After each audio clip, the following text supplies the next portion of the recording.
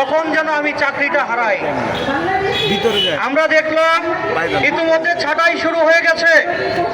আমাদের ঠিক উল্টা পাশেই সেগুন বাগিচা, এই অঞ্চলেই ইতিমধ্যে ছাঁটাই শুরু হয়ে গেছে, যাতে করে গাড়ি চালকদেরকে উৎসাহ পুরস্কার থেকে বঞ্চিত করা যায়, সেইটাকে কেন্দ্র করে তারা ছাঁটাই শুরু করে দিয়েছে। আমরা প্রতি বছরের ন্যায় এই বছরও এখানে ঈদের আগে বেতন বোনাস 20 রোজার মধ্যে পরিশোধ করার যে দাবি, সেই দাবি জানাচ্ছি। এবং আমাদের যে গাড়ি চালক ভাইদেরকে ছাঁটাই করা হচ্ছে, তাদেরকে চাকরিতে পূর্ণ বহালের দাবি জানাচ্ছি। অন্যথায় আমাদের গাড়ি চালকদের যে ক্ষতিপূরণ পাওয়ার যে অধিকার, সেটা যেন তারা পায়, সেই জায়গাটা আমাদের সরকার নিশ্চিত করবে। কিন্তু দুঃখজনক বিষয় হলেও সত্য যে আমাদের নিয়োগপত্র নাই, পরিচয়পত্র নাই। আমরা সমাজের সবচাইতে অবহেলিত।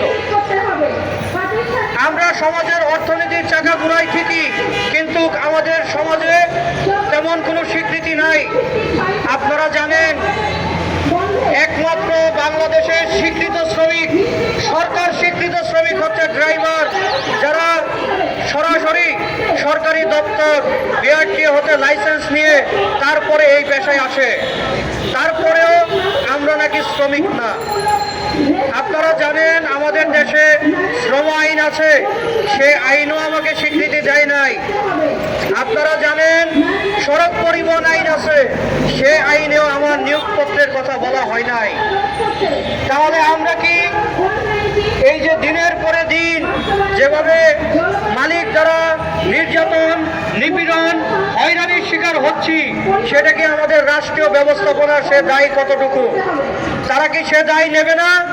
নাকি আমরা যারা শ্রমজীবী মানুষ, আমাদেরকে তিলে তিলে দুকে দুকে মারার যে কৌশল, সেই কৌশলটা তারা অবলম্বন করছেন?